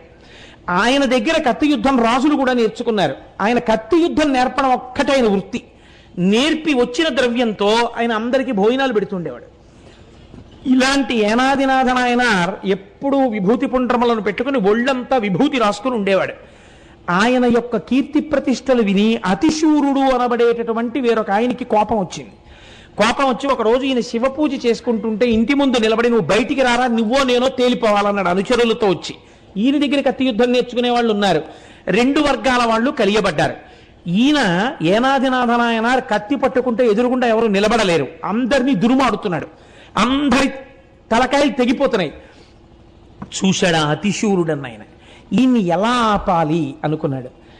గబగబ గబగబా వెళ్ళి అక్కడ విభూతి ఉండోటి ఉంది, ఆ విభూతి ఉండ మీద చెయ్యేసి లలాటమునందు, కంఠమునందు, చేతుల మీద, కడుపు మీద, గుండెల మీద, వీప్ మీద, కాళ్ళ మీద, పాదాల మీద విభూతి రాసేసుకొని వచ్చి కత్తి పట్టుకుని నించున్నాడు. ఈయన చూశాడు. చూడగానే ఈయనకి అవతల వారిలో పరమశివుడు కనబడ్డాడు. కనబడగానే యుద్ధమునందు కత్తి డాలు పడైకూడదు కాబట్టి డాలు పట్టుకున్నాడు. కానీ తన కత్తితో అవతల వాళ్ళని చెనకలేకపోతున్నాడు. కారణం శివుడు కనపడుతున్నాడు. ఆయన ఈయన్ని చంపడానికి ఆ విభూతి పెట్టుకుని ఇప్పుడు ఆయన కత్తి తీసి డాలు అడ్డు పెట్టుకోలేనప్పుడల్లా యానాది నాయనార్ని కత్తితో ప్రహారం చేస్తున్నాడు. చెయ్యి తెగిపోతోంది, కాళ్ళు తెగిపోతున్నాయి, తొడలు తెగిపోతున్నాయి, పొట్ట తెగిపోతోంది, నెత్తురు వరదలై ప్రవహిస్తోంది. ఒక్క ప్రహారం ఈయన చేయట్లేదు. ఇది శంకరుడు చూస్తున్నాడు. ఎందుకు కొట్టట్లేదు అవతలవాణ్ణి? నన్ను చూస్తున్నాడు విభూతి పెట్టుకున్న కారణం చేత. నన్ను చూస్తూ అవతలవాణ్ణి కొట్టకపోయినా అవతలవాడు ఈయన్ని కొడుతున్నా సహిస్తున్నాడు కాబట్టి ఒక్కొక్క ప్రహారమును సహించినప్పుడల్లా 1,000,000 జన్మల పాపపుణ్యాల్ని తెప్పేశాడు, కర్మబంధాల్ని. ఆఖరణ ఈయన గుండెల్లో కత్తిని పొడిచాడు. ఈయనకి ఏ విధమైన బాధ లేకుండా శంకరుడు ఆ జ్యోతిని తనలో కలిపేసుకున్నాడు. కేవలం విభూతి పెట్టుకున్న వ్యక్తితో కత్తి యుద్ధం చెయ్యకుండా తాను మరణించిన కారణానికి యానాదినాథ నాయనార్ శివుడిలో ఐక్యమైపోయాడు. ఇది మీరు మామూలుగా చదివారనుకోండి, ఈ నాయనార్ చరిత్ర ఏమిటండి ఇలా ఉందనిపిస్తుంది. మీరు భస్మ మాహాత్మ్యమును సరిగ్గా అర్థం చేసుకుని చదివారనుకోండి, మీకు అర్థమవుతుంది. అందుకే తమిళనాట ఇప్పటికీ ఒక సంప్రదాయం ఉంది. ఆడపిల్లకి పెళ్లి చేసి పంపిస్తూ ఉంటే ఆ పిల్లకి ఒడిగంటు అని పెడతారు. పంపించేటప్పుడు ఉత్తినే పంపరు, అందులో కాస్త విభూతి వేసి పంపిస్తారు. అది మహదైశ్వర్యం. అత్తవారింటిలో ఉండవలసిన ఐశ్వర్యం, ఆరోగ్యం, సంతానం, వంశాభివృద్ధి, అత్తమామల సేవ, ఇవన్నీ కూడా ఈ విభూతి రూపమునందు ప్రసరించుగాక అని విభూతి వేసి పంపిస్తారు. తమిళనాట మీరు చూడండి, చాలా మంది స్త్రీలు చక్కగా 3 రేఖలుగా విభూతి పెట్టుకుని కనిపిస్తారు. ఇలా ఒంటి విభూతి పెట్టుకోవడం అన్నది మీకు తమిళనాట చాలా తక్కువగా కనపడుతుంది. కాబట్టి అంత గొప్పదైనటువంటి విభూతి సమస్త కాలముల యందు ధరించాలని చెప్పడానికే శివానంద లహరిలో శంకరాచార్యులు వారు ఒక శ్లోకం చేశారు. ఆనందాశ్రుభిరాతెనోతి పులకం నైర్మల్యతశ్చాదనం వాచా శంఖముఖస్థితైశ్చ జఠరాపూర్తిం చరిత్రామృతైః రుద్రాక్షైర్భసితేన రక్షవపుషో భవద్భావనా పర్యంకే వినివేశ్య భక్తి జననీం అని ఆ భక్తి జనని ఉందే ఆవిడ మమ్మల్ని సదా రక్షతు, ఎప్పుడూ కాపాడుతుంటుంది. ఎలా? రుద్రాక్షైర్భసితేన, మెడలో రుద్రాక్షలను దాల్చుట, విభూతి పుండ్రములను పెట్టుకొనుట. సశాస్త్రీయముగా భస్మయందు ఈశ్వర విభూతిని చూస్తూ మంత్రముతో కొన్నాళ్ళు శరీరమునకు పెట్టుకోగా ఏమైపోతుందో తెలుసా అండి? అంగన్యాసకరన్యాసములని మనకు అందుకే వచ్చాయి. శరీరమునందు అవయవములను దేవతలు ఆవహించి ఉంటారు. ఈ విభూతి ఆ దేవతలకి తగులుతుంది. ఇది ఉపాసన బలం విశేషంగా ఉన్న వాళ్ళు విభూతితో రక్షిస్తారు. చావలి సుబ్రహ్మణ్య శాస్త్రి గారని ఒక మహానుభావుడు కోమాలో ఉన్నారు 10 రోజులు. ఆయన చంద్రశేఖర పరమాచార్య స్వామి వారికి శిష్యుడు. వాళ్ళ కుమారుడు వెళ్ళి అడిగారు, నాన్నగారు కోమాలో ఉన్నారండి, మిమ్మల్ని నమ్ముకున్న వాళ్ళం అంటే. ఆయన వెంటనే ఒక అరిటాకు అక్కడేసి ఆ అరిటాకు మీద తన ఒళ్ళు ఇలా దులిపారు. దులిపితే ఆయన ఒంటికున్న విభూతి ఆ అరిటాకు మీద పడింది. పడితే అది తీసి పొట్లం కట్టించి ఇది పట్టుకెళ్ళి మీ తండ్రి గారి యొక్క నోట్లో వేస్తే ఆయన వెంటనే లేస్తారు అన్నారు. అప్పటికి 10 రోజుల నుంచి కోమా. డాక్టర్స్ అన్నారు ఎట్టి పరిస్థితులలోనూ ఆయన బతకడు అని చెప్పేశారు. ఈయన పట్టుకెళ్ళి మాకు పరమాచార్య స్వామి వారి మీద ఉన్న నమ్మకం అండి అని ఆ విభూతి కొద్దిగా నీళ్లల్లో కలిపి 3 చుక్కలు అలా నోట్లో వేశారు. ఆయనకి కంఠం దాకా వెళ్ళగానే గుటకేసి ఠంగుని లేచి కూర్చున్నాడు. ఏమిట్రా ఇదంతా, ఇవన్నీ ఏమిటి హాస్పిటల్ అని. ఇది యథార్థంగా జరిగిన సంఘటన. ఒక్కొక్క మహాపురుషుడు విభూతి ధారణం అలా చెయ్యగలిగితే అదే ఔషధమై కూర్చుంటుంది. కాబట్టి భస్మ అన్నది శాస్త్రమునందు సామాన్యమైంది కాదు. మీకు ఇంకొక విషయం చెప్తున్నాను. శివలింగమునకు అభిషేకము ప్రారంభం చేసే ముందు పొడి విభూతిని కానీ చల్లితే పంచబ్రహ్మ మంత్రములను ఉన్నాయి. సద్యో జాతం ప్రపద్యామి సద్యో జాతాయ వై నమో నమః భవే భవేనాతి భవే భవస్వమాన్ భవోద్భవాయ నమః ఓం వామదేవాయ నమో జ్యేష్ఠాయ నమః శ్రేష్ఠాయ నమః కాలాయ నమః అని పంచబ్రహ్మ మంత్రాలు చదువుతుంటారు. వాటితో శివలింగం మీద పొడి విభూతి వేస్తే ఏ చెట్టు నుంచి కూడా పువ్వులు అన్నిటినీ కోయరాదు. కొన్ని పువ్వులు చెట్టుకు వదలాలి. అలా వదలకపోతే ఉత్తర జన్మలలో తనకి అలాంటి అదృష్టం లేని స్థితి వస్తుంది. ఏ చెట్టు నుంచి ఎన్ని పువ్వులు కొయ్యాలో అన్ని పువ్వులను ఈ బ్రహ్మాండములో ఉన్న సమస్త వృక్షముల యొక్క పూలను కోసి తెచ్చి ఈశ్వరార్చన చేసినటువంటి ఫలితము పొడి భస్మతో అభిషేకమును ప్రారంభించినటువంటి వాడి ఖాతాలో వేసేస్తారు. భస్మకున్న గొప్పతనం అది కాదు. విభూతిని నీటిలో కలిపి ఆ విభూతితో నమ సోమాయ చ రుద్రాయ చ నమస్తామ్రాయ చ అరుణాయ చ నమ శంగాయ చ పశుపతయే చ నమ ఉగ్రాయ చ భీమాయ చ నమో అగ్రే వధాయ చ దూరే వధాయ చ నమో హంత్రే చ హనీయసే చ నమో వృక్షేభ్యో అంటూ అభిషేకం చేస్తే తెల్లటి విభూతిదార శివలింగం మించి కింద పడగానే ఈయన పాపములన్నీ హరిస్తాయి. శివలింగము మించి జారినటువంటి ఆ విభూతిని కానీ ఇలా పెట్టుకుంటే అపారమైనటువంటి తేజస్సు ఉద్భవిస్తుంది. ఎందుకని? తేజస్సు అన్యముఖంగా ఖర్చయిపోవడం తగ్గింది కాబట్టి, భోగముల యందు విరక్తుడయ్యాడు కాబట్టి తేజస్సు ప్రకాశించి ఈశ్వరాభిముఖుడవుతాడు. అందుకే మనకి తప్పకుండా ధరించవలసిన దాని యందు భస్మని శాస్త్రం నిర్దేశం చేసింది. మీరు చూడండి, సృష్టికి లయకి మధ్యలో ఉన్నదే స్థితి. ఆ స్థితి యందు ఉన్నది కూడా భస్మయే. ఒక శరీరం తిరుగుతున్నప్పుడు చాలా గొప్పగా ఉంటుంది. ఈ అబ్బో ఎంతటి వారో అంటారు. కానీ అసలు దాని యొక్క సత్యస్వరూపం ఏమి? దోషుడు బూడిద, అంతే కదండి. దాని సత్యం అంతే. దోషుడు బూడిద ఒక ఆకారాన్ని పొంది నడుస్తోంది. దాని సత్యస్వరూపం చిట్ట చివర అది దోషుడు బూడిదిగా మారుతోంది. కాబట్టి మన వాళ్ళు జీవితంలో కోరుకున్నది ఏమిటంటే ఈ శరీరమునందున్నటువంటి పృథివీ గంగలో కలిసిపోవాలని కోరుకున్నారు, జ్ఞానగంగలో. అది నేను బతికుండగా జరగదేమోనని ఆ తరువాత ఉన్నటువంటి వారసులైనా కనీసం ఆ చితాభస్మాన్ని తీసుకెళ్లి త్రివేణీ సంగమంలోనూ గంగలోనూ కలిపేస్తుంటారు. మన వాళ్ళు భస్మయందు ఎంత పూనికతో ఉండేవో పూర్వతరాలు మీరు జ్ఞాపకం చేసుకుంటే భస్మ యొక్క వైభవము చెప్పడానికి ఎన్ని రోజులు చెప్పినా తరగదు. స్కందపురాణం బ్రహ్మోత్తరఖండంలో అయితే ఒక విచిత్రమైన విషయం ఉంది. ఒక బ్రహ్మరాక్షసుడు విభూతి పెట్టుకున్న వ్యక్తిని వచ్చి పట్టుకున్నంత మాత్రం చేత శాప విమోచనం అయిపోయింది. ఆయన పెట్టుకున్న భస్మ అలా పెట్టుకున్నాడు, అంత ఉపాసన బలంతో పెట్టుకున్నాడు. కాబట్టి ఆ భస్మ అంత గొప్పది. మీరు చూడండి, దీనితో పాటుగా మీరు రెండవది ఏది? రుద్రాక్ష.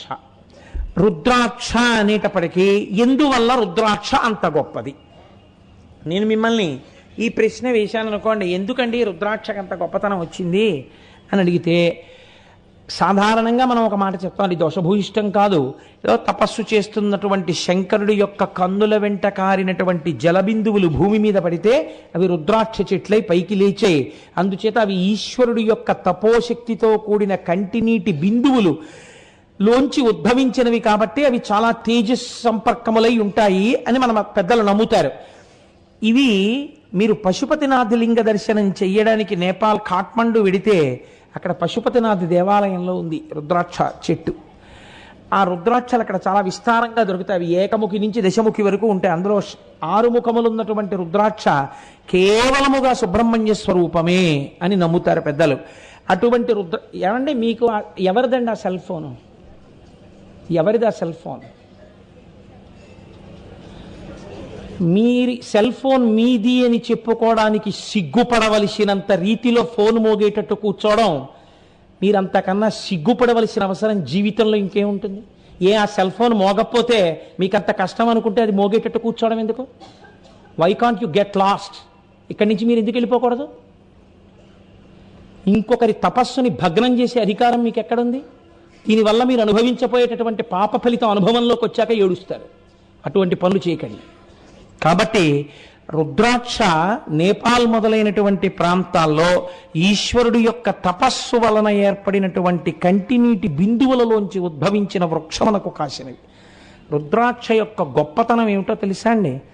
మీకు సృష్టిలో మధ్యలో తొర్ర ఉన్నటువంటి గింజ రుద్రాక్ష ఒక్కటే. రుద్రాక్ష ఒక్కటే మీరు గుచ్చవచ్చు. అనగా ఇవి కలిపి ఒక మాల కింద పడుతుంది రుద్రాక్ష. రుద్రాక్షకి ఉన్నటువంటి అపారమైన శక్తి రుద్రాక్ష శరీరము మీదున్నటువంటి చెమట తడితో కలిసిన లేదా స్నానం చేస్తున్నప్పుడు రుద్రాక్ష నీళ్లతో కలిసి శరీరం మీద పడినా శరీరములో ఉన్నటువంటి ముఖ్యమైన అవయవముల యొక్క పనిని నియంత్రించగలిగినటువంటి రక్షించగలిగిన శక్తి రుద్రాక్షకు ఉన్నది. అందుకే రుద్రాక్షమాలలో పగడాన్ని ముత్యాన్ని కలిపి వేసుకుంటారు. రాత్రి నిద్రపోతున్నప్పుడు రుద్రాక్షమాల ధారణ ఉండదు, తీసి భగవంతుడి పాదముల మీద పెట్టి మళ్ళీ తర్వాత పొద్దున్నే వేసుకుంటారు. కనుక రుద్రాక్షని చూసి మనం నేర్చుకోవలసినది అది. అందుకే రుద్రాక్ష గొప్పతనం ఏమిటో తెలుసా అండి? ప్రపంచమునందు చిదంబర క్షేత్రాన్ని ఏమంటారంటే అది సాక్షాత్తుగా భగవంతుని యొక్క పరమేశ్వరుని యొక్క హృదయమే అని పిలుస్తారు. భగవంతుని యొక్క హృదయము చిదంబరమైతే ఈశ్వరుడు ఇక్కడ వచ్చి కూర్చోడానికి వీలైన రీతిలో మీ శరీరమునందు సాత్వికమైన భావనలు కలిగేటట్టుగా లోపల కన్న ఉండి ఇట్నించటు దారం వెళ్ళిపోయేటట్టుగా ఉన్నటువంటి ఏకైక గింజాంత పవిత్రమైనది రుద్రాక్ష. ఇలా మీరు కూడా ఒక్కటి తెలుసుకోవాలి. రుద్రాక్ష వేసుకోవడము అంటే అర్థం ఏమిటో తెలుసా అండి? నేను కూడా నా భావముల చేత, నా కర్మల చేత, నా శరీరములో జరుగుతున్న సమస్త వ్యాపారములను మాలగా గుచ్చి ఈశ్వరుడి మెడయందు వేయుచున్నాను. ఈ భావన ఏర్పడింది అనుకోండి, ఏది చేసినా యజ్జత్ కర్మ కరోమి తత్తదఖిలం శంభో తవారాధనం, అన్ని ఈశ్వరుని యొక్క సేవలై కూర్చుంటాయి. అటువంటి భావన కలగడానికి రుద్రాక్షమాల ధారణ చేస్తారు. మూడవది మారేడు దళము. మీరు చూడండి, ఉమానాథుడైతే మారేడు దళం, అదే మహానుభావుడు శ్రీ మహావిష్ణువైతే తులసి దళం. అంతే తేడా, రెండు దళాలే. మారేడు దళం ఏర్పడమే చిత్రంగా ఏర్పడింది. శ్రీ సూక్తం చదివినప్పుడు మనం ఈ మంత్రాన్ని చెప్తుంటాం. ఆదిత్య వర్ణే తపసోధి జాతో వనస్పతస్తవ వృక్షో దబిల్వః తస్య ఫలాని తపసా నుదంతు మాయాంతరాయాశ్చ బాహ్యా అలక్ష్మీ అని. లక్ష్మీదేవి ఒకనాడు తపస్సు చేద్దాం అనుకున్నప్పుడు ఆవిడ కుడి చేతిలో సృష్టింపబడినటువంటి చెట్టు మారేడు చెట్టు. అందుకే ఆ చెట్టుకి పండినటువంటి కాయ పేరే శ్రీఫలము. మారేడు చెట్టు యొక్క గొప్పతనం ఏమిటో తెలుసా అండి? సృష్టిలో పువ్వు పువ్వుయకుండా కాయ కాస్తుంది. పువ్వు ఉండదు మారేడు చెట్టుకి. మారేడు పూలు మీరు ఎప్పుడైనా చూసారా? మారేడు పూలు ఉండవు. మారేడు తిన్నగా కాయ కాసేస్తుంది.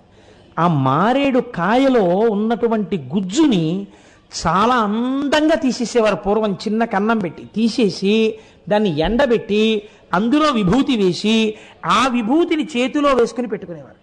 పెట్టుకుంటే మీరు నమ్మరు, నా చిన్నతనంలో మా ఇంట్లో పెద్దవాళ్ళందరూ పెట్టుకునేవారు. నాకు 9th క్లాస్ 10th క్లాస్కి వచ్చే వరకు కూడా ఆ మారేడు డబ్బా తెలుసు. సుగంధిం పుష్టివర్ధనం అన్నట్టే ఉంటుంది. నిజంగా మారేడు ఆయుర్వేదమునందు ప్రధానముగా ఉపయోగపడుతుంది. ఈ మారేడు దళముగా ఉంటుంది, మూడుగా ఉంటుంది. అందుకే త్రిదళం త్రిగుణాకారం అని పిలుస్తాం. త్రియాయుషం త్రిజన్మ పాప సంహారం ఏకబిల్వం శివార్పణం. దళములుగా ఉన్న వాటినే కోసి పూజ చేస్తారు. మీరు చూడండి, దళము 3 ఆకులుగా ఉంటుంది. అరుణాచలంలో అయితే ఆది అన్నామలైలో బహుబిల్వ దళం ఉంది. అది 3 కింద 9 కూడా ఉంటాయి. ఈ బిల్వదళాన్ని చేత్తో పట్టుకుని, చిత్రం ఏమిటంటే పుష్పాన్ని పూజ చేసేటప్పుడు ఒక మర్యాద పాటిస్తారు. తొడిమెతో పూజ చెయ్యవద్దు అని శాస్త్రం. తొడిమె లేకుండా పూజ చెయ్యాలి అని. కానీ మారేడు దళాన్ని పూజ చేసేటప్పుడు మీరు ఆ ఉన్నటువంటి కాడ తీసేశారనుకోండి, వెంటనే 3 ఆకులు విడిపోతాయి. అలా విడిపోకూడదు. కాబట్టి ఆ ఉన్నటువంటి ఈయననే పట్టుకుని మీరు శివలింగం మీద వేస్తారు. మనకి ప్రపంచంలో లక్ష్మీ స్థానాలు 5 ఉన్నాయి అని చెప్పారు శాస్త్రంలో. ఒకటి స్త్రీ యొక్క పాపట ప్రారంభ స్థానము. పాపట ఎక్కడ ప్రారంభం అవుతుందో పాపిడి తీయడం అక్కడ. దాన్ని మన వాళ్ళు పాపికొండలు అంటుంటారు. వాటి పేరు పాపికొండలు కాదు, వాటి పేరు పాపట కొండలు. అక్కడ నదీ ప్రవాహాన్ని పాపట విడదీసినట్టుగా కొండలు విడదీసాయి కాబట్టి వాటి పేర్లు పాపట కొండలు. అది కాలానుక్రమంలో ఏమైపోయిందంటే ఏదో పాపికొండలు అని వచ్చింది. వాటి కర్మవు పాపికొండలు కావు. స్త్రీ యొక్క కేశపాశమును విడతీసినప్పుడు ఏర్పడినటువంటి పాపట ప్రారంభ స్థానమునందు సింధూరము చేత అలంకృతము కావాలి. సింధూరము కానీ కుంకం కానీ అలంకృతము కావాలి. అలా అలంకృతమైతే ఆవిడ దీర్ఘ మాంగళ్యాన్ని పొందుతుంది, సౌమాంగళ్యాన్ని, 5వ తనాన్ని పొందుతుంది అని శాస్త్రం. పాపట ప్రారంభమునందు సింధూరము కాని కుంకుమ కాని లేకుండా స్త్రీ పాపట ఉండరాదు, అది దర్శనీయము కాదు అని. అది ఒక ఐశ్వర్య స్థానం, భర్త ఐశ్వర్యం అక్కడ ఉంటుంది అని పెద్దల నిర్ణయం. రెండవది ఆవు యొక్క వెనక తట్టు, ఆవు యొక్క పృష్ఠభాగమునందు లక్ష్మీదేవి ఉంటుంది. మూడవది పద్మము. నాలుగవది ఏనుగు యొక్క కుంభస్థలము. ఐదవది మారేడు దళము. ఈ 5 లక్ష్మీ స్థానాలు గుర్తొస్తాయా అనుకున్నాను మొదలు పెడుతూ. ఈశ్వరానుగ్రహం గుర్తొచ్చాయి. ఎప్పుడో చెప్పినవండి అన్నీ, ఎంతకని నేను పుస్తకాలు వేసుకుని ప్రిపేర్ అవునా. ఈ మారేడు దళాల్లో మారేడు దళానికి ఉన్న గొప్పతనం ఏంటంటే, మీరు ఈయన పట్టుకుని త్రిదళం త్రిగుణాకారం త్రినేత్రం చత్రియాయుషం త్రిజన్మ పాప సంహారం ఏకబిల్వం శివార్పణం అని పడేస్తే, ఆ బిల్వము యొక్క అడుగు భాగం ఈనెలు కానీ శివలింగానికి తగిలితే ఐశ్వర్యం కటాక్షింపబడుతుంది. అందుకే ఇంట్లో ఐశ్వర్యం తగ్గుతున్నా, ఏవైనా పిల్లలకి ఉద్యోగాలు రాకపోవడం ఇలాంటి ఇబ్బందులు ఉంటే 3 ఆకులున్నటువంటి దళములను పట్టుకుని పూజ చేసేవారు. అందుకే పూర్వం ఎలా ఉండేదో తెలుసా అండి, శివాలయానికి వెళ్ళి శివలింగార్చన చేయడం కాదు, మీరు ఒక నదీ స్నానం చేస్తే ఆ నది ఒడ్డున శివలింగం ఉంటుంది. మీరు అందుకే చూడండి, అందరూ అంతరాలయంలోకి వెళ్ళి పూజ చేయగలుగుతారు, చేయలేకపోతారు. అందుకే మీరు హరిద్వార్ వెడితే మీరు స్నానం చేయగానే శివలింగాలు ఉంటాయి, కాశీ వెడితే స్నానం చేయగానే శివలింగాలు ఉంటాయి. మీరు ఇలా స్నానం చేసి మీరు ఇలా అక్కడే ఉన్న గంగ చెంబులో నీళ్లు తీసుకెళ్ళి అలా శివుడి మీద పోసేస్తే చాలు, ఒక్క త్రిదళం త్రిగుణాకారం అంటూ ఇలా వేస్తే చాలు, వెంటనే ఈశ్వరుడు అంటట త్రియాయుషం, బాల్యము యవ్వనము కౌమారము మీ మూడిటిని నువ్వు చూస్తావు. అంటే వార్ధక్యంలో ఉంటే కదా చూడడం. కాబట్టి ఆయుర్దాయము పూర్తిగా ఉంటుంది. 2, 3 గుణములకు అతీతుడవుతాడు. ఈయన శివలింగానికి తగిలితే ఐశ్వర్యం, శివలింగం మీద బోర్లా పడితే జ్ఞానం. జ్ఞానం అంటే ఏమిటండి? విశ్వం పశ్యతి కార్యకారణతయా స్వస్వామి సంబంధత అంటారు శంకరాచార్యుల వారు. జ్ఞానము అంటే యథార్థమైన వస్తువు గోచరమగుట. యథార్థమైన వస్తువు గోచరం అవడానికి భగవద్ అనుగ్రహం ఉండాలి. భగవద్ అనుగ్రహం ఉంటే తప్ప మీకు సత్యము ఎరుకలోకి రాదు, భగవంతుడు ఎరుకలోకి రాడు, భక్తి నిలబడదు. భక్తి నిలబడడానికి కూడా భక్తే కారణం. కాబట్టి ఇప్పుడు ఆ జ్ఞాన ప్రసరణము కలగడానికి మారేడు దళం శివలింగం మీద బోర్లా పడితే జ్ఞానసిద్ధి కలుగుతుంది. ఇంత శక్తి కలిగినది కాబట్టే దానికి శ్రీ సూక్తంలో చెప్తాం, అలక్ష్మీర్మేనస్య తాం త్వాం రుణే. అమ్మా, అలక్ష్మిని దరిద్రమును పోగొట్టదవుగాక. త్రిగుణం, సత్వము రజస్సు తమస్సు, సత్వము రజస్సు తమస్సు, కాసేపు శాంతం, కాసేపు కోరిక, కాసేపు నిద్ర, ఈ 3. లేకపోతే జాగృత స్వప్న సుషుప్తి, లేచి ఇంద్రియాలతో పనిచేయడం, లేకపోతే నిద్రపోతూ ఉండడం, స్వప్నాలు కంటూ ఉండడం, లేకపోతే సుషుప్తి గాఢ నిద్రలో ఉండడం, ఈ 3. మనిషికి ఉండేవి 3 అవస్థలు, 3 గుణాలు. 4వ దానిలోకి వెళ్ళడు.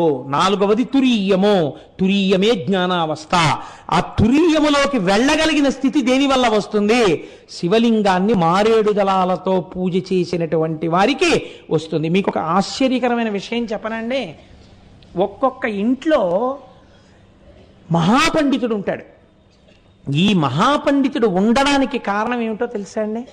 మీ నాన్నగారు మీలాగే చాలా పండితులా అండి అని అడిగామనుకోండి, లేరండి మా నాన్నగారు అంత పండితులేం కాదు, మా నాన్నగారు అలా ఏదో పెద్ద పెద్ద గ్రంథ రచన చేయడం కానీ, లేకపోతే ఏదో ఉపన్యాసాలు చెప్పడం కానీ, లేకపోతే ఇంత కీర్తి ప్రతిష్టలు కానీ వారేమి సంపాదించలేదు, వెంపర్లాడలేదు. మీ తాతగారు లేదు, ముత్తాతగారు లేదు. మరి ఎలా వచ్చింది మీ వంశంలో? మీకు ఎలా వచ్చిందండి ఇంత గొప్ప పాండిత్యం? ఎన్ని పుస్తకాలు రాశారండి, ఎన్ని అద్భుతమైన పుస్తకాలండి, ఎక్కడదండి మీకు ఇంత పాండితీ ప్రకర్ష అని అడిగితే ఒక మాట చెప్తారు, ఏమీ తెలియదు కానండి, మా నాన్నగారు ప్రతిరోజు ఇంట్లో బిల్వవృక్షం ఉండేది, బిల్వదళాలు కోసి రోజు 3 బిల్వదళాలతో మా నాన్నగారు పూజ చేశారండి అంటారు. అంటే 7 తరాల్లో ఎక్కడో అటువంటి వాడు ప్రకాశించి ఆ పైనున్న వాళ్ళందరూ మోక్షానికి వెళ్ళిపోతారు. అలాంటి వాడు పుట్టవచ్చు. మీకు ఇంకొక రహస్యం చెప్పనండి. పరాశర సంహితలో హనుమకి సంబంధించింది ఇప్పుడు వేదిక మీద చెప్పను, కానీ ఎప్పుడైనా జీవితంలో తప్పకుండా చెయ్యవలసిన పని ఒకటి ఉంది. ఇంట్లో మారేడు చెట్టు ఉండి మారేడు చెట్టుకి ప్రదక్షిణం చేస్తే 33 కోట్ల దేవతలకి ప్రదక్షిణం చేసేసినట్టే. మారేడు చెట్టు ఇంట్లో ఉంటే ఆ మారేడు చెట్టు కింద కూర్చుని ఎవరైనా జపం చేసినా పూజ చేసినా అపారమైన సిద్ధి కలుగుతుంది. కాదు, మీకు ఇంకొక రహస్యం చెప్పనా? యోగ్యుడైన వ్యక్తి దొరికినప్పుడు ఆ మారేడు చెట్టు కింద చక్కగా శుభ్రం చేసి ఆవు పేడతో అలికి పీట వేసి ఆయన్ని అక్కడ కూర్చోపెట్టి ఒక అరిటాకు వేసి ఆయనకి భోజనం పెడితే ఆయనకి మీరు పరిశేచనం చెయ్యడానికి ఔపోసన వడ్డిస్తే, అన్నం పెట్టడం అంటే భూతతృప్తి కాదు, ఔపోసన వడ్డించాలి. లేదా ఒక సామాన్యుడికి అన్నం పెట్టిన యోగ్యుడైన వ్యక్తి దొరికితే శాస్త్రం అంది అలా మారేడు చెట్టు కింద ఎవరైనా భోజనం పెడితే వాళ్ళకి 1,000,000 మందిని తీసుకొచ్చి ఏకకాలమునందు వంట చేసి అన్నం పెట్టినటువంటి ఫలితం మారేడు చెట్టు కింద అన్నం పెడితే ఇస్తామండి. శాస్త్రం అండి లఘువులు నేర్పిందండి. మారేడు చెట్టు అంత గొప్పది. మారేడు మించొస్తున్నటువంటి గాలి చాలు. అసలు ఆ పేరే చూడండి, మారేడు. తెలుగులో రాజు ప్రకృతి, రేడు వికృతి. మా రాజు అంటే పరిపాలకుడు, ఆ చెట్టు పరిపాలకురాలు, మీకు అన్నిటినీ ఇచ్చేయగలడు. ఆ చెట్టు రూపంలో ఈశ్వరుడు ఉన్నాడు. అందుకే అది పువ్వు పుయ్యవలసిన అవసరం లేదు. ద్రవస్థితిని పొందకుండా వాయుస్థితిని పొందిన కర్పూరంలా పువ్వు పుయ్యకుండా కాయ కాస్తుంది మారేడు. అంత గొప్ప చెట్టు మారేడు చెట్టు. అందుకే పెద్దలు అన్నారు, నీకు ఏది చేతనైనా చేత కాకపోయినా నీ జీవితాన్ని పండించుకోవడానికి వాసనా బలాల్ని నువ్వు ఆపుకోలేకపోతే, ప్రయత్నపూర్వకంగా పాపం చెయ్యడాన్ని నీ అంత నువ్వు నిగ్రహించుకోలేకపోతే, నీ మనస్సు ఈశ్వరాభిముఖం కావడానికి నీకు 3 చెప్తాం, ఇవి మాత్రం మర్చిపోకో. తప్పకుండా భస్మధారణ చెయ్యి. 2, భస్మయందు ఒక ప్రత్యేకత ఉందండి. మాకు చిన్నతనంలో సభాముఖంగా మళ్ళీ చెప్పడమా వ్యక్తిగత విషయాలు అని అనుమానం వస్తుంది. 104 డిగ్రీల టెంపరేచర్ కూడా దాటిపోయి 105, 106 థర్మామీటర్లో వెళ్ళిపోయింది. ఒకనకొకప్పుడు మా చిన్నతనంలో ఏకకాలమనందు నాకు మా అక్కకి కూడా అసలు ఒళ్ళే తెలీదు, ఎర్రగా పేలిపోయినట్టు అయిపోయింది ఒళ్ళంతా. ఆ రోజుల్లో ఇంకా డాక్టర్లు కూడా ఇంత చిన్న పిల్లలు 106 థర్మామీటర్లో ఎప్పుడూ కనపడకూడదమ్మా, 106 వచ్చేసిందంటే వాళ్ళు ఉండడం కొంచెం కష్టం అని చెప్తే, ఎంత నమ్మకమో నిజంగా పెద్దవాళ్ళకి. నాకు ఇప్పటికీ చెవుల్లో వినపడుతుంటుంది. మా అమ్మగారు ఆ రోజుల్లో చేసినటువంటి ప్రయత్నం.